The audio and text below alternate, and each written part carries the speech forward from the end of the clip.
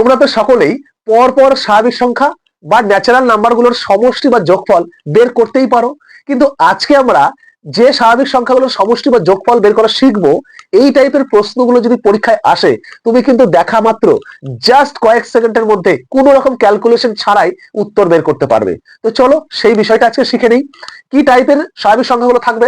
তুমি দেখবে যে স্বাভাবিক সংখ্যাগুলো 1 থেকে শুরু হয়েছে, পরপর পরপর গেছে, এবং শেষে যে সংখ্যাটা থাকবে, যেমন এখানে শেষে আছে 1000, এই 1000-এর জায়গাটায় সবসময় এটা থাকতে হবে, কি হয় 10 থাকতে হবে, নয় 100 থাকতে হবে, নয় 1000 থাকতে হবে, আর না হয় 10,000 থাকতে হবে, নয় 1 লাখ থাকতে হবে, 10 লাখ থাকতে হবে, 1 কোটি থাকতে হবে। মানে তোমাকে মনে রাখতে হবে 10 or 10 to the power এইরকম যদি কোনো সংখ্যা থাকে, তুমি সরাসরি কি করবে, লাস্টের সেই সংখ্যাটাকে অর্ধেক করে 2 বার লিখবে। কিরকম?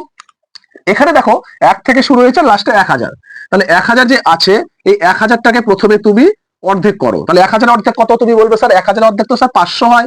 তাহলে 500টা লিখো এখানে।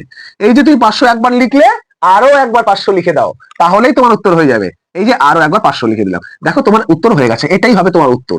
তাহলে অপশনে কোথায় আছে? অপশন বি তে আছে সঠিক উত্তর। তুমি যদি বুঝে গেছো, চলো আরো কিছু এক্সাম্পল করি। দেখো এখানে একটা সংখ্যা শুরু হয়েছে 1 থেকে 2 3 পরে কত পর্ব যাচ্ছে, এবং দেখো কোথায় শেষ হয়েছে? 10,000-এ শেষ হয়েছে। তাহলে 10,000-এ শেষ হয়েছে, তাহলে 10,000 টাকা লিখে নাও। এবার বলো তোমরা 10,000-এর অর্ধেক কত হয়? তোমরা বলো স্যার 10,000-এর অর্ধেক তো 5,000 হয়। তাহলে 5,000 লিখো। এই যে লিখলাম, এটাকে আরো একবার লিখে দাও। এই যে 5,000 আরো একবার লিখে দিলাম।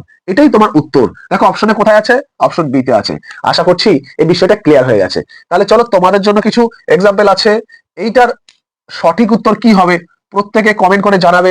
যদি ভালো লাগে অবশ্যই ভিডিওতে লাইক, কমেন্ট এবং শেয়ার করে দেবে। নতুন হলে চ্যানেলটিকে সাবস্ক্রাইব করে দেবে।